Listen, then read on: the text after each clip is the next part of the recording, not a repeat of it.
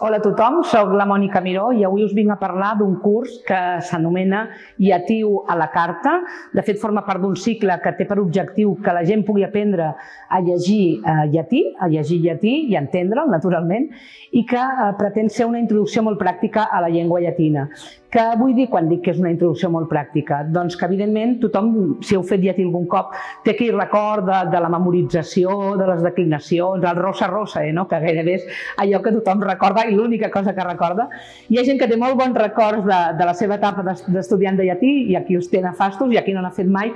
En tot cas, el llatí és la llengua en què s'han afaiçonat els tòpics literaris d'Occident, és la llengua en què s'ha transmès tot el seu bagatge cultural durant segles i segles, és la llengua en què encara ens serveix ara per formar noves paraules, neologismes, juntament amb l'anglès. És una llengua de cultura i és una llengua sobretot per gaudir d'aquest bagatge impressionant que és la literatura llatina.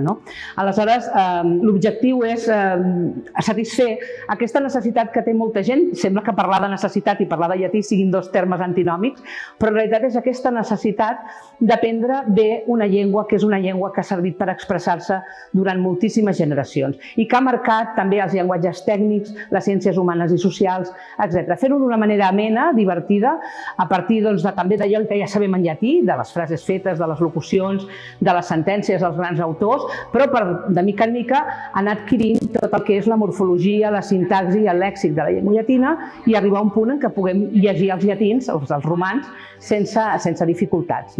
És un treball, com dic, pràctic, col·laboratiu i que jo crec que ens portarà a tots moltes satisfaccions. Al capdavall, cada vegada queda més clar que la utilitat de les coses inútils està fora de qualsevol dubte i més en un món com el d'avui dia en què se'ns exigeix sempre produir coses que serveixin per alguna cosa.